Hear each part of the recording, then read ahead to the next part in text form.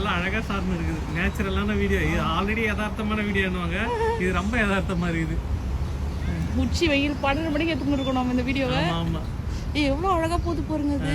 அதுல இந்த வீடியோவை பாக்குறப்ப எனக்கு என்ன ஞாபகம் வருதுன்னா, நான் வந்து வேலைக்கு போயிட்டு வரப்பல என் ஒய்ஃப் வந்து சொல்லுவாங்க, வீட்டுல இருக்கிட்டே போர் அடிக்குது. நான் இப்ப 1 மாசம் கூட இல்ல, இதுக்கே எனக்கு இப்ப போர் அடிக்குது. இந்த 4 செவத்துக்குள்ளே இருக்கிறப்ப ஏதோ உலகத்தை விட்டு நான் ஒரு உலகத்துல இருக்கிற மாதிரி இருக்குது எனக்கு. ஆமா, அப்புறம் பார்த்தா மாமனார் கிட்ட கேக்குறேன் இன்னைக்கு என்ன கிழமை அப்படின்னு. அது மாதிரி ஆயிப்போச்சு. நம்ம மைண்டே வேலை செய்ய மாட்டேது. உண்மைதான், பாதி வேலை செய்ய மாட்டேது. அதாவது ஆபீஸ்ல போய் வேலை செய்யறமா செய்யலையா, 4 விஷயம் வந்து காதுக்கு வரும்.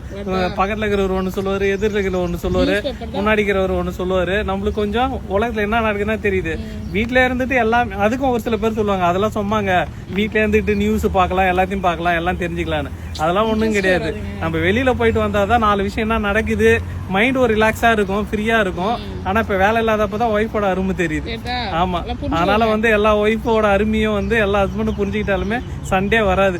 அதனால நீங்க என்ன சொல்லணும்னா, வேலை இல்லாம ஒரு 2 மாசம் வீட்டுக்கார வீட்டுல வச்சு ரெஸ்ட் எடுக்க விடுங்க.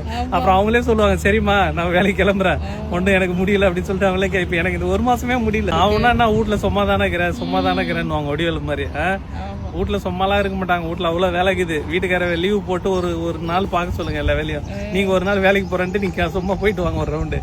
அப்புறம் தான் அவரே சொல்லுவாரு, சரிம்மா நாள்ல இருந்து நீ இப்ப செய்யற வேலை வரைக்கும் செய்யுமா, மீதி வந்து விடுமான்னு தெரியல. யாரு வீட்டுக்கார வேலை இல்ல இந்த டைம்ல நடக்கிறப்ப என்னன்னு தெரியல எனக்கு. அதான் மைண்டுக்கு வருது, வேலை இல்லையா இல்ல நைட் ஷிஃப்ட்டா. ஏன்னா நம்ம வீட்டுல அதான் நடக்குது, அதனால அப்படியே தான் இருக்கும். சரி, ஓகே மக்களே, எத்தனை பேர் இது மாதிரி உங்க வீட்டுக்காரர் வீட்டுல இருந்ததுக்கு அப்புறம் சொல்லியிருப்பாரு, சரிம்மா பரவாயில்ல வீட்டுல இருக்குது ரொம்ப கஷ்டம் தான் போலன்னு. இல்லன்னா அப்படி யாரும் புரிஞ்சுக்கலன்னா ஒரு வாரம் வீட்டுல வச்சிருங்க.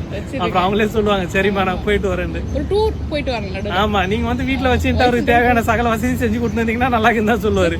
அவரு செய்ய சொல்லணும் எல்லாத்தையும். நம்மள மாதிரி என்ன மாதிரி